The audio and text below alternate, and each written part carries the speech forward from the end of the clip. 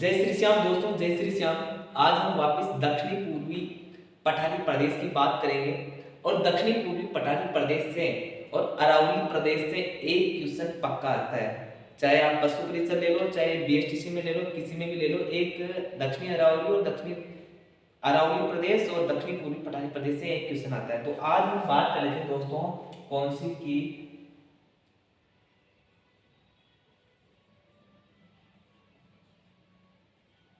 दक्षिणी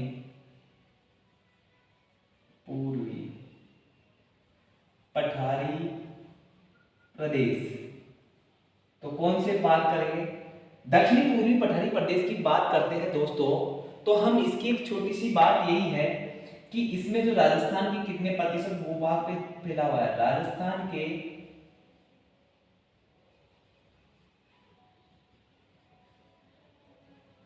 कितने प्रतिशत भूभाग पर है? तो लगभग दोस्तों ये है लगभग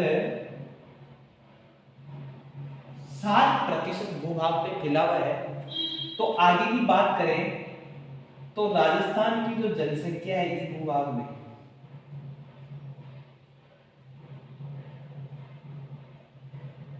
राजस्थान की जनसंख्या कितने प्रतिशत है?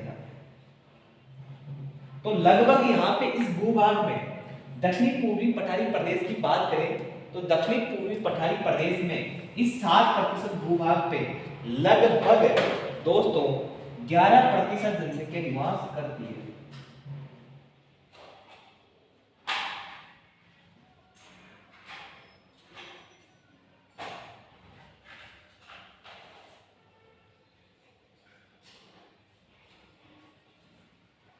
दक्षिणी पूर्वी पठारी प्रदेश राजस्थान के कितने प्रतिशत भूभाग पे फैला हुआ है? वो लगभग 7% भूभाग पे फैला हुआ है। दोस्तों बात करते हैं लगभग इस भूभाग में 11% जनसंख्या निवास करती है। हम आगे बात करते हैं दोस्तों, जैसे ये हमारा राजस्थान है,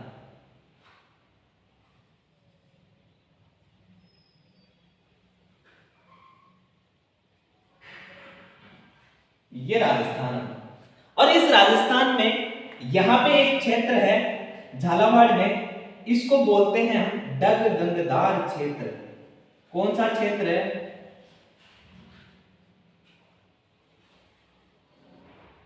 डगगंगदार क्षेत्र झालावाड़ जिले के दक्षिण पश्चिम दिशा में स्थित है। तो यहाँ पे इस क्षेत्र को, यहाँ पे एक क्षेत्र है शाहाबाद उच्च भूमि क्षेत्र। कौन सी है? शाहाबाद उच्च भूमि क्षेत्र। तो ये दो क्षेत्र है, ये तो है दोस्तों शाहाबाद उच्च भूमि क्षेत्र है हमारा 12 में। ये कहां है? 12 में। अगर इसकी बात करें तो ये है दक्षिण पश्चिम झालावाड़ में। तो बात करते हैं हम, ये अरावली है, यहां पे मैंने पढ़ा रखी है पहले, ये अरावली है और अरावली के और एक शाहाबाद उच्च भूमि क्षेत्र कहां पे है? 12 में। और डगगंगदार क्षेत्र कहां है? दक्षिण पश्चिम झालावाड़ में। उसके बाद में हम बात करते हैं दोस्तों, यहां पे सवाई माधोपुर, करौली, धौलपुर और सवाई माधोपुर, करौली, धौलपुर में ये जो क्षेत्र है ये है विंध्यन कगार क्षेत्र, विंध्यन भूमि कगार क्षेत्र। ये क्षेत्र कहां है दोस्तों? इसकी बात करते हैं, विंध्यन कगार भूमि क्षेत्र की बात करते हैं तो ये कहां पे फैला हुआ है? ये दोस्तों विंध्यन कगार भूमि क्षेत्र फैला हुआ है। ये हमारा है, पहला है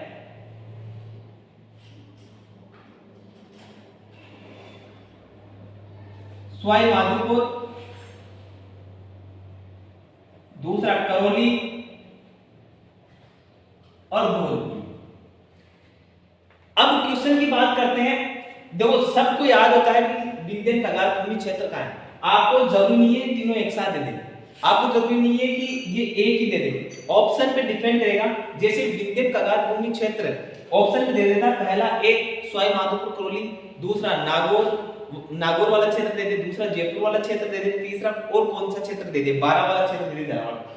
तो हमारे पास में कौन सा ऑप्शन आएगा, सवाई माधोपुर। अगर दो ऑप्शन दे दे, जैसे सवाई माधोपुर करौली या करौली धौलपुर, दो ऑप्शन ये दे देता है, बी में दे देता है अपना कौन सा कोई से झालावाड़ और 12, सी में दे देता है हमारा कोटा और बूंदी, उसके बाद में डी में दे देता है उपयुक्त में से कोई नहीं। तो हमारा दो ऑप्शन कौन से होते हैं, सवाई माधोपुर और करौली। दो विंध्य कगार भूमि क्षेत्र कहां पे है, तो हमारा ये क्षेत्र है। अब एक क्षेत्र और फैला हुआ है यहाँ पे, कोटा बूंदी से लेके चित्तौड़गढ़ वाली बेल्ट से, हम उसको बोलते हैं, एक क्षेत्र है दोस्तों ये महान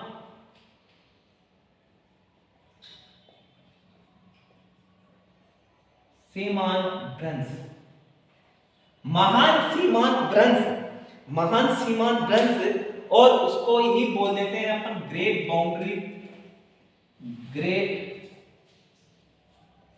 बाउंड्री फॉल्ट। इसकी बात कर लेते हैं।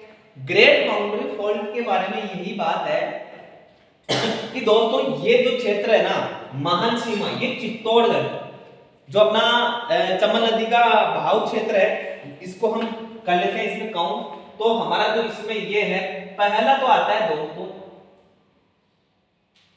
कहां कहां पे लगा, चित्तौड़गढ़, कोटा, बूंदी, फिर सवाई माधोपुर,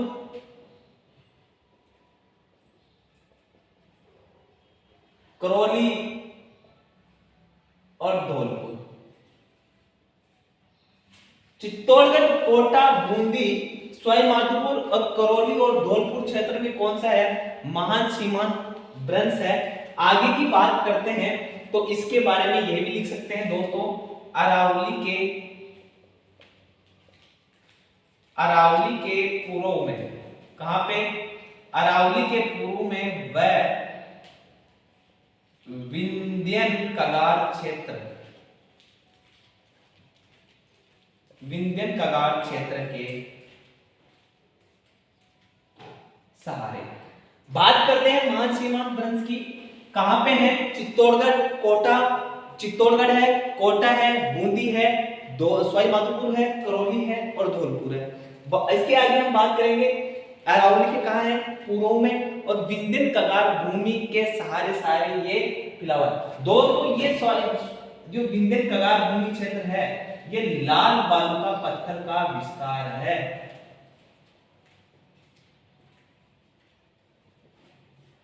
लाल बालू का पत्थर का क्या है, विस्तार है।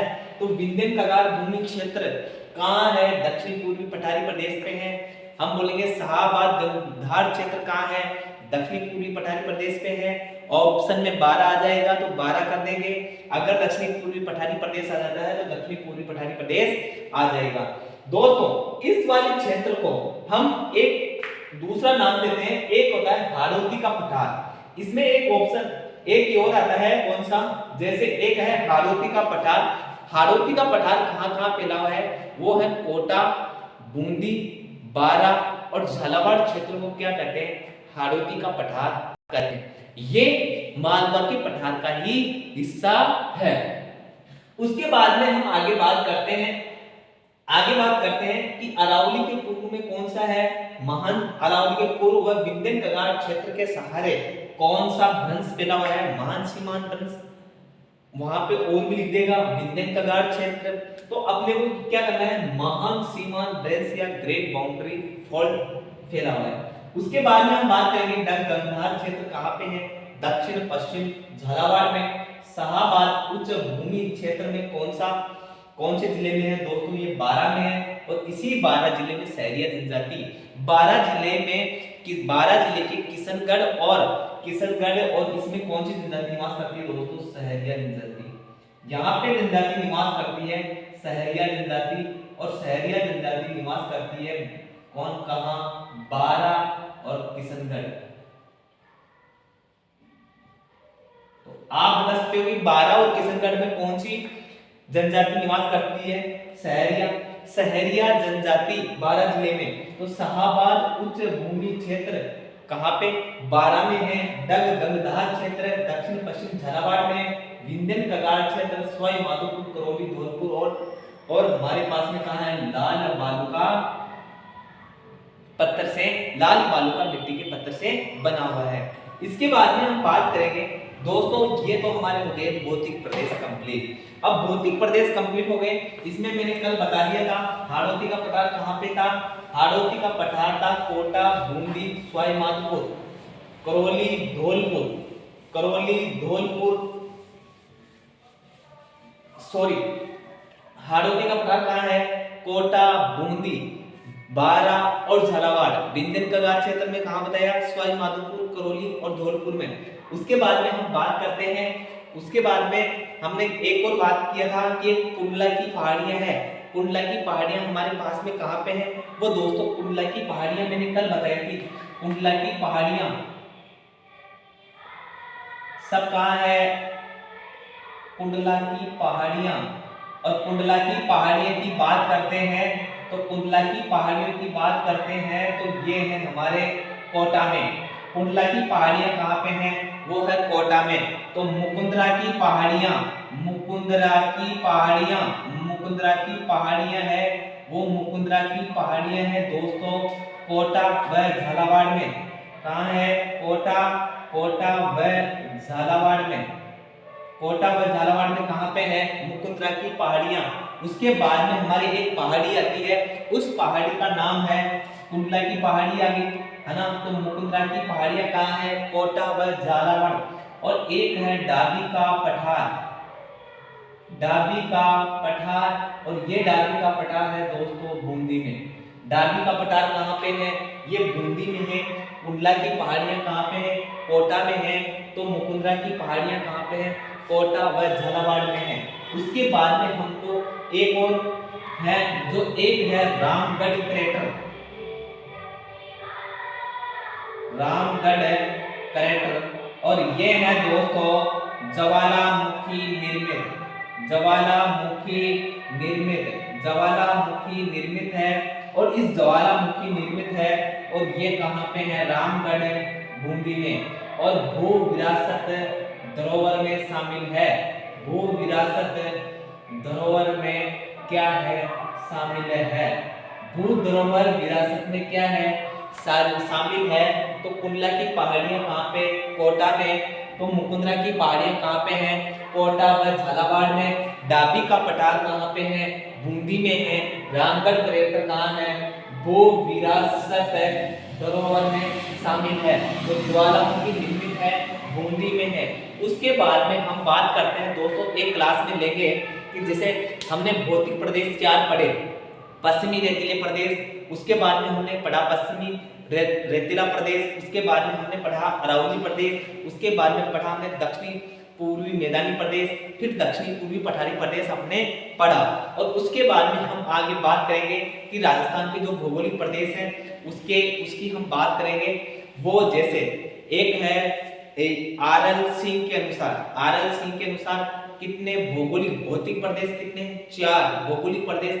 आरएल सिंह के अनुसार कितने भौगोलिक प्रदेशों में बांटा गया? प्रोफेसर बीसी तिवारी के अनुसार कितने? प्रोफेसर बीसी मिश्रा के अनुसार कितने भौतिक प्रदेश? 7। तो प्रोफेसर बीसी मिश्रा की बात भी हम आज कर लेते हैं। तो वो प्रोफेसर बीसी मिश्रा, तो प्रोफेसर बीसी मिश्रा के अनुसार दोस्तों, प्रोफेसर बीसी मिश्रा के अनुसार,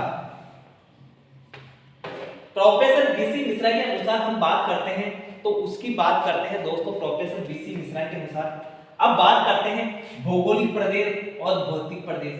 ये तो है भौतिक प्रदेश,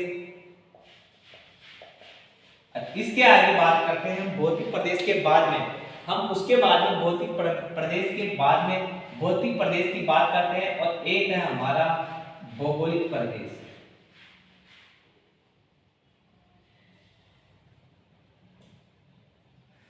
भौतिक प्रदेश और भौगोलिक प्रदेश में रात दिन का अंतर है। बहुत से बोलते हैं कि साहब एक ही बात है, लेकिन भौतिक प्रदेश में पर्वत, पठार, मैदान, नदी, इनके बारे में अध्ययन करते हैं हम। लेकिन भौगोलिक प्रदेश में क्या करते हैं, वहां की भौगोलिक स्थिति, जलवायु, संस्कृति, कृषि, कौन सी कृषि होती है, वहां पे जलवायु, वर्षा वगैरह, इन सभी का अध्ययन करते हुए हम क्या करते हैं, भौगोलिक प्रदेशों का क्या करते हैं, निर्धारण करते हैं। तो प्रोफेसर वीसी मिश्रा के अनुसार राजस्थान का भौतिक भूगोल, राजस्थान का क्या है, भौतिक, राजस्थान की एक पुस्तक है, उसमें इन्होंने एक भौगोलिक प्रदेशों में बांटा। तो राजस्थान के वीसी मिश्रा के अनुसार कौन से हैं, वीसी मिश्रा के अनुसार, वीसी मिश्रा के अनुसार भौगोलिक प्रदेश की बात करते हैं।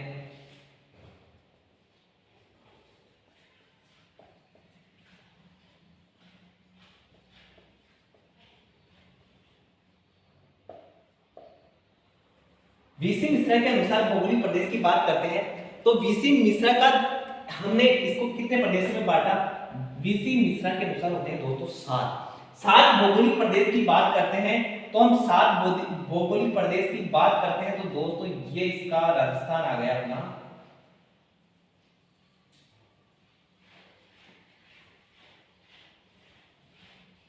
ये हमारा भौगोलिक। वीसी मिश्रा ने क्या कहा कि 7 प्रदेश में बांटा। तो एक जो गंगानगर और हनुमानगढ़ वाला क्षेत्र है, तो इसको फर्स्ट नाम दिया हमने और इसको दे दिया इसने नहरी प्रदेश।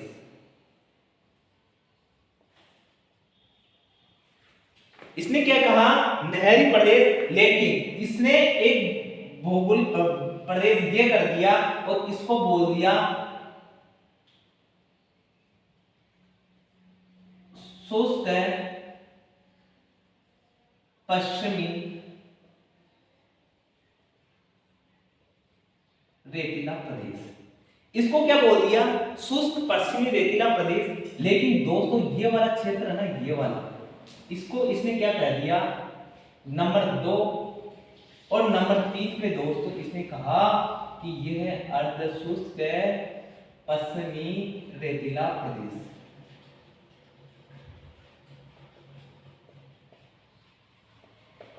प्रोफेसर वीसी मिश्रा के अनुसार शुष्क पश्चिमी प्रदेश अगर बात करते हैं दोस्तों, ये वाला क्षेत्र है ना, ये, और इसको बोल दिया इसने अरावली प्रदेश। तो 1, 2, 3 और 4, ये 4 नंबर पे क्या आ गया हमारा, ये अरावली प्रदेश आ गया। उसके बाद में दोस्तों ये वाला क्षेत्र ना, ये वाला, ये वाला क्षेत्र, और इस क्षेत्र को बोल दिया इसने नंबर 5 और नंबर 5 पे इसने बोला कि ये तो साहब दक्षिणी पूर्वी औद्योगिक मैदानी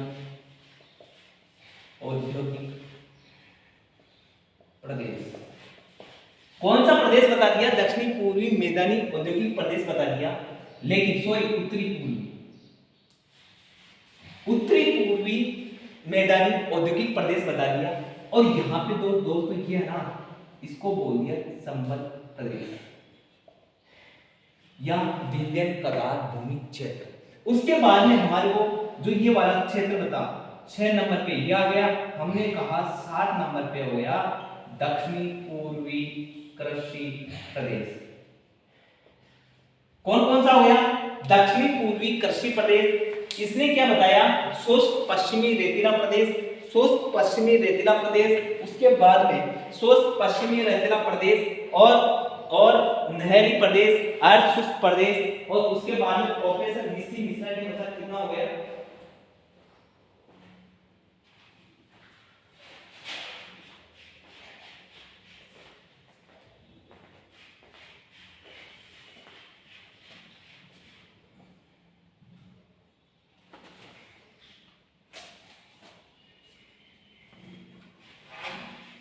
तो कौन सी बात हो गई दोस्तों, ये बात हो गई अपनी कौन सी, दक्षिण पूर्वी कृषि औद्योगिक प्रदेश। और इसको हम क्या बोल दिया, चंबल बीहड़ प्रदेश। तो हमारा जो ये अरावली है, तो अरावली की हमारी बात हो गई है, तो अरावली की हम बात करके क्या करते हैं दोस्तों, ये क्या है हमारा अरावली प्रदेश आ गया, ये चंबल बिहार प्रदेश आ गया, दक्षिण पूर्वी कृषि प्रदेश आ गया।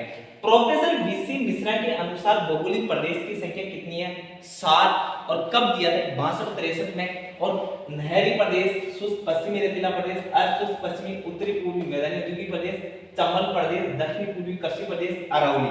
बोलो कैसे लगा, 62 और 63 में, 1962-63 में, 1962 व 63 में, 1962-63 में, ये 1962-63 में इसका क्या किया गया, इसका 1962-63 में प्रदेश का क्या किया, और 1900 शुष्क पश्चिमी रेतीला प्रदेश कहा और नहरी प्रदेश कहा, अर्धशुष्क प्रदेश। इसकी पुस्तक थी दोस्तों,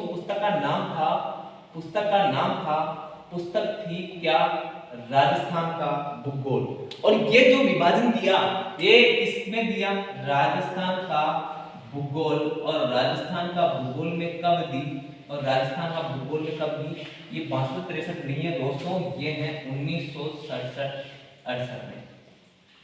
1967-68 में राजस्थान का भूगोल नामक पुस्तक में 7 भौगोलिक प्रदेश बताया। पहला नहरी प्रदेश, दूसरा शुष्क पश्चिमी रेतीला प्रदेश, तीसरा अर्धशुष्क उत्तरी पूर्वी मैदानी औद्योगिक प्रदेश, ये दक्षिण पूर्वी कृषि प्रदेश, अरावली प्रदेश और चंबल प्रदेश। दोस्तों इसके बाद में हम बात करते हैं कि अब इसके बाद में हम एक क्लास में एक आरएल सिंह रह गया और सक्सेना के अनुसार सक्सेना और तिवारी के अनुसार ये एक भौगोलिक प्रदेश रह गया, उसकी हम बात करेंगे अगले वीडियो के साथ। जय हिंद, जय भारत।